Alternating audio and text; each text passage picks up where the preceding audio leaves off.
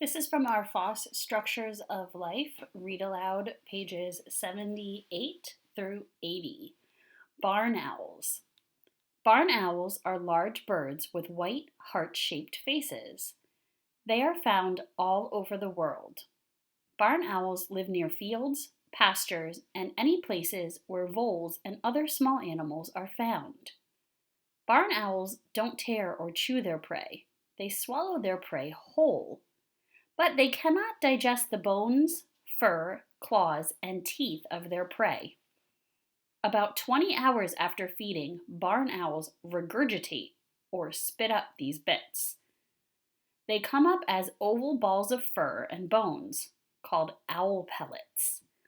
The pellets are from 3.75 to 7.5 centimeters long. Barn owls don't tear or chew their prey.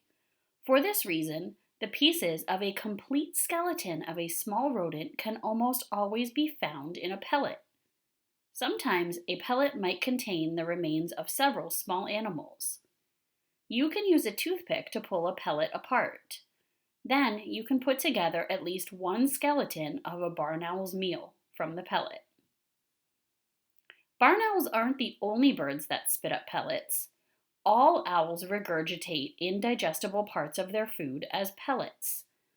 Owl pellets can tell scientists the number and kinds of small prey that live in an area.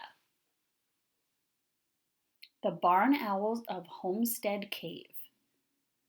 Scientists found Homestead Cave while studying the Great Basin Desert west of Salt Lake City, Utah. Homestead Cave is a cave where barn owls roost. Inside the cave, scientists found piles of owl pellets. They studied the pellets for 3 years to find out what prey the owls had eaten. The owl pellets in the cave were piled 2 meters deep. The scientists dated the bones and discovered that the owl pellets had been piling up for the past 10,000 years. Owls that had lived thousands of years ago had roosted in the cave and spit up the oldest of the owl pellets. The oldest pellets were at the bottom layers of the pile. The darkness and cool temperatures in the cave had preserved the pellets for thousands of years. No humans had disturbed this protected cave. Scientists identified the bones of 22 kinds of small mammals. They found wood rats, mice, voles, rabbits, and shrews of many kinds. Scientists figured out which animals lived in the area at different times. They compared the bones in each layer of the pile to animals living there now. They determined how the numbers and kinds of animals in the community changed over time. Then, scientists added climate data to their findings. They made a table of the climate and listed the animals that lived during that time.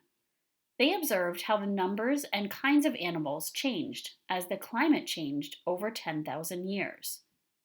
They discovered that some kinds of mammals were present only during times when the climate was warmer. When the climate was colder, different small mammals were common in the area. Rebecca Terry was one of the biologists studying Homestead Cave. She was a student in college at the time. Her findings are helping biologists predict how climate change in the future will impact the small mammals in the Great Basin. This information will help scientists develop plans to protect the habitat of the animals living in the Great Basin. You can see the caption at the bottom of the picture says, "Biologist Rebecca Terry studies owl pellets to reconstruct ancient environments in the Great Basin."